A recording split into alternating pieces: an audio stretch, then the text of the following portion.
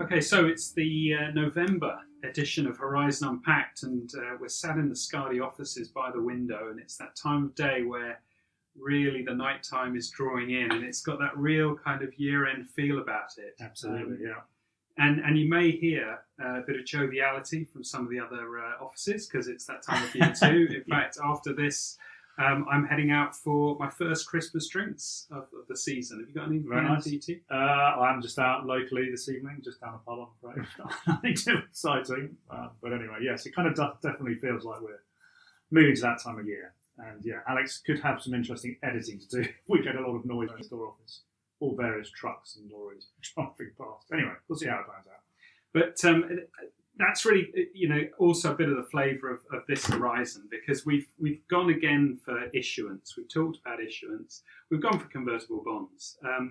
And the reason is that it's around this time of year that you get the real pressure to bring deals. Yeah, sure. And I really felt that, when I've been a lead manager and, I personally know the team I ran top the ranks in Asia in 2006, and it was a very typical year for issuance, and that was characterised by me heading back for a kind of Christmas trip back to the UK, and I remember being in friends' kitchens and being on calls talking about new deals that we were going to have to bring before the year end. And it's just a year-end driven thing, so as in everyone's desperate to get as many over the line they can in December, but obviously the last week or so of December, is dead, I assume, or we can be busy even then.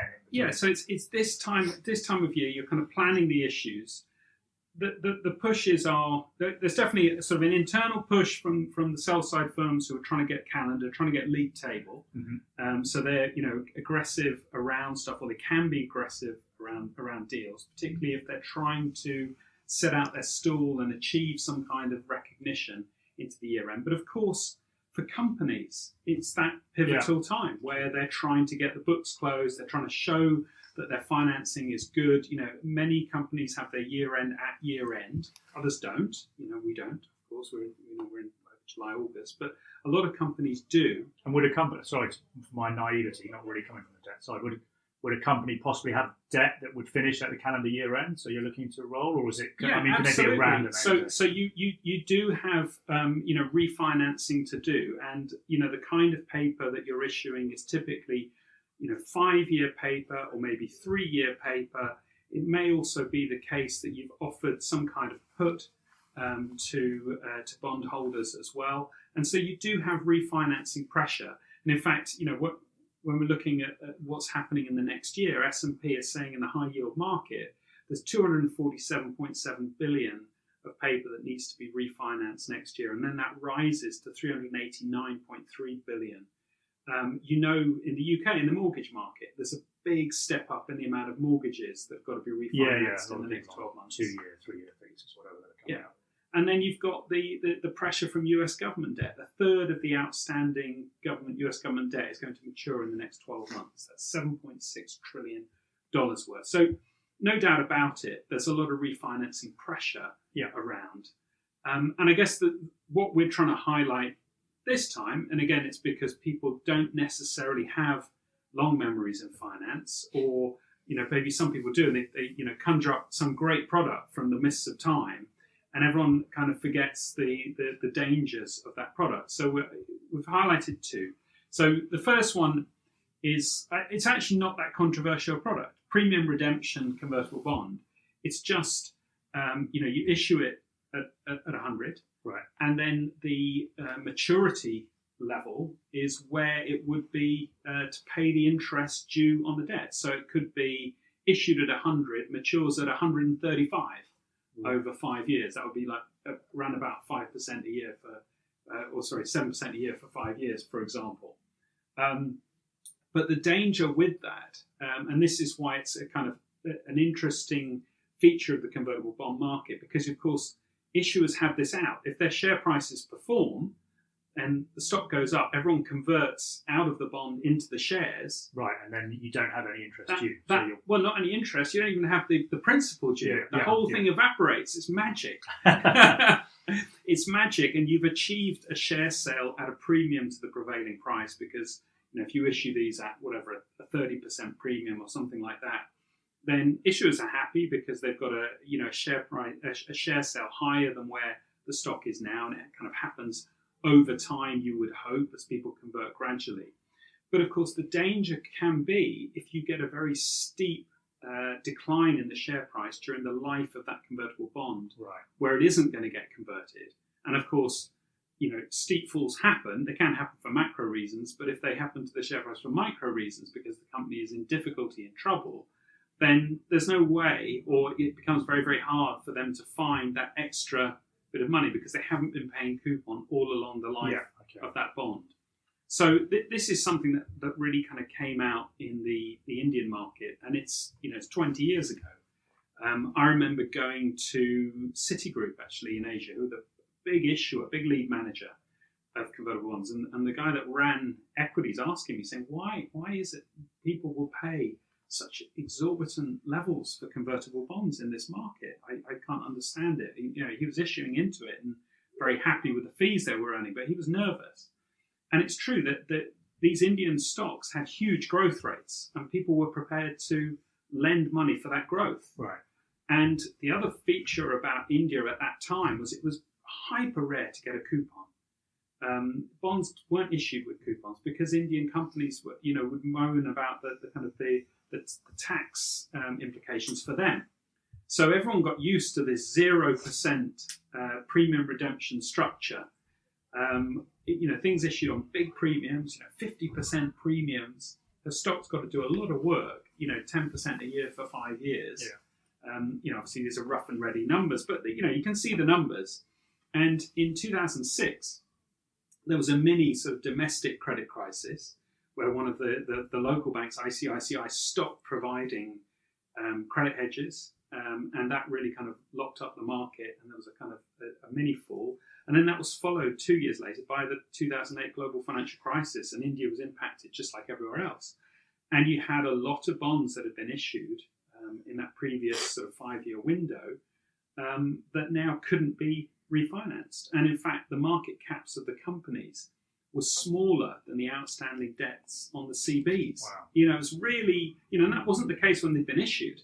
You might have a $500 million company market cap issuing $100 million worth of bonds. Yeah. And then, by the time of the financial crisis, the market cap is sort of 60 million. It's fallen heavily. And it's got a lot outstanding. And now the outstanding's gone up to 130 million. Yeah.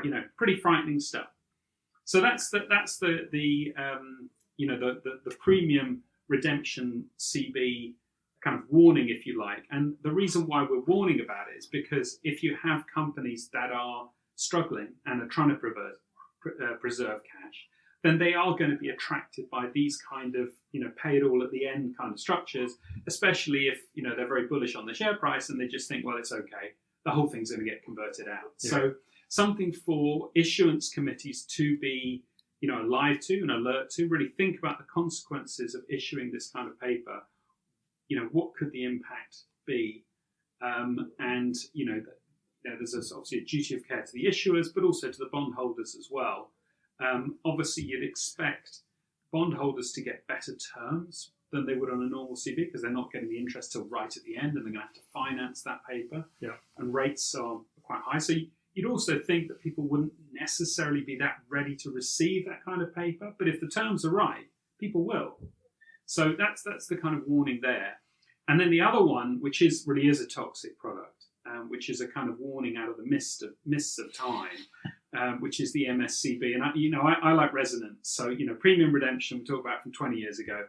Well, we can talk about moving strike convertible bonds, and the kind of the last instance that I'm kind of aware of was a fraud conducted by Magna Group, which was around about 10 years ago. It was actually year-end 2012 into 2013. Again, it's year ends. But I really got to know about moving strike convertible bonds when I was at Lehman Brothers, because in 2005, Lehman Brothers did an 80 billion yen financing for LiveDoor Inc., who was attempting to acquire Fuji TV. And this was a very controversial transaction for a number of reasons. One, the acquisition of Fuji TV was hostile, and that was kind of very rare. Very rare in Japan, very kind of, not the done thing. And then, of course, you had this US bank financing, bringing, Western attitudes over into Japan. So that kind of, upset, I think things domestically. But, with a moving strike convertible bond, what happens is you have a bond that is issued that is already deep in the money. Mm-hmm. But then to ensure that it stays deep in the money, you move the strike every day so that it remains in the money. And when the bondholders convert, they receive their shares, they sell. The share price falls. It doesn't matter because everything resets. So they convert, they get more shares, and they sell. And there's that persistent selling pressure on the share price. And what happens is that you have, they're called death spiral CVs, or toxic convertible bonds. And this is in the original terms that this paper had been issued a few years ago, or was this paper issued now? It was absolutely issued. It was issued 2005, right. And it's such a kind of, the whole market is aware of it because it's so noisy, because right. The stock goes limit down day after day after day. The company doesn't even have to report that it's kind of done this, especially if they've done the issue privately. But everyone is aware of it. And there will have been rumblings in the market, and people will become aware of it. And, purportedly, Lehman Brothers made 15 billion yen off an 80 billion yen issue, right. Which, again, people smart against. The company got its money, but at what cost to smaller shareholders? And then you have the wider, customer-facing convertible bond franchise, and this is why I knew about it, because I didn't have a piece of that private. It was done by a prop desk. But being the person that was facing off against all of the customers, the amount of pressure we got, why weren't we showed that deal? It's ludicrous. We're supporting your franchise. Why and then you don't show us these kind of piece of paper. We support you through the bad deals, and all this kind of pressure. That happens, but reputationally, it is damaging for your, or can be damaging for your business. So they are definitely, a toxic product. There's something that you need enhanced due diligence around, and that's where the case of the Magna Group one is such a fascinating case, because that was actually a fraud. There were fake promissory notes issued, which converted into shares of a company, Lustros Inc. And then they took those shares after converting them and sold them to unsuspecting retail investors. And that's, the SEC. Right, so the shares that you could convert into didn't even, they existed, but they were not in an escrow account. They were unregistered. Right. Okay. So these weren't even tradable. And you got these unsuspecting people, dump the shares. That was a case where I think they made about 25. The four individuals involved in the scheme made about $25 million. Wow. And again, it's generally down, the sharper end of the market. So it's something that will occur where there's not a lot of transparency. It could be kind of penny stocks. It's also where you have a company where, they're absolutely desperate for cash. And this is a way of, guaranteeing the cash, because the structure is so cheap to the bondholder. They are sure to make a killing on this. And the people that are really impacted are the small investor, the retail investor. So those are the kind of the two warnings out of the mists of time. And it's at year end where, pressure for calendar is high. People will start to, take their eye off the ball, maybe take a few chances on things to get things over the line, maybe a bit more aggressive. Be more aggressive on the corporate side as well if they're desperate to refinance and get their cash. So that's the warning. Right. Okay. But you'd still think that you need new product approval for these type of things. Do you think we're just sort of saying these committees still need to be aware if something's trying to be shoved through. You need to please have a close look at the terms. Yeah. So I think So whenever you have issuance, you should have some kind of issuance committee where you're laying out the terms of the transaction, laying out the risk. You hope that committee is well represented, because you've got to have all the stakeholders there. Has the due diligence been done? Has the client been adopted? Has the client been onboarded? What are the proceeds of fund? Why are we doing this transaction? Why is the bank doing this transaction as lead manager? Mm. Are there any other pertinent relationships that we should be aware of? In doing this transaction, Is it a stepping stone to something else further down the line, or is this helping us, from our own point of view? Have we done some kind of bridge financing, directly to the company, and this is allowing us to step out of that financing and lay off that risk to the broader market? So there's lots of reasons why these issuance committees occur, and things are discussed. But you could have a situation. So the moving strike convertible bond is something that was very prevalent in the Japanese market, but you've seen them with this case of Magna Group. It's been migrated over to the US market. Yeah. So you may have situations where you have a new product approval in one region and another region comes along, or as I did, I moved between regions. You may have capital market staff that have very good knowledge in Asia. Go, hey, I've got a great product for you. We used to do loads of these. Let's try it over here. The market's ready for this.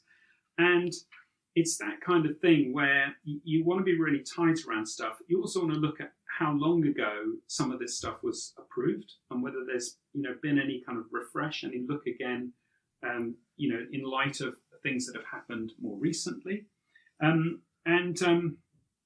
So that I guess that's really kind of the warning, and those are the areas that we're saying that people need to look at this stuff.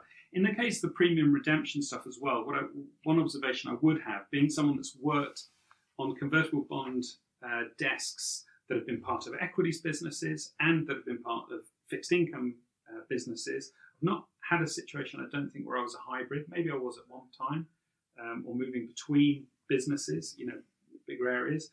But one thing I sort of noticed that when I was in the sort of a business owned by equities, all of the modelling was driven by the equity derivative business. You're latching onto the equity derivative business for the modelling. So all the modelling around the optionality is really good. Yeah.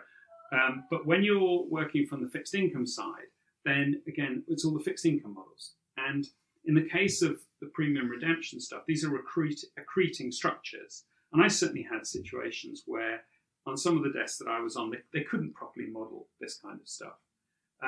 You'd like to think 20 years on they can, but I'm also a realist, and I think you and I know when we go into places that actually there's a lot of kind of bootstrapping goes on.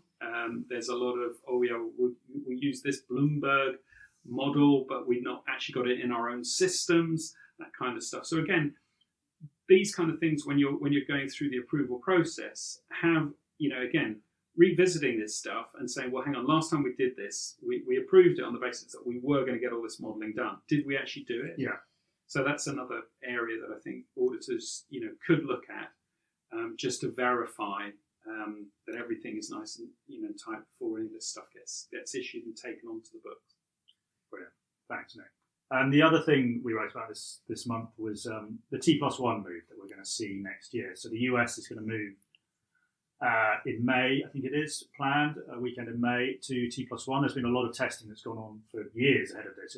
It's not just, no one's going to be caught by surprise by it, absolutely. But there are definite issues around it, and actually there have been various bodies that have come out having interviewed various stakeholders and sort of said, it is a concern for us next year.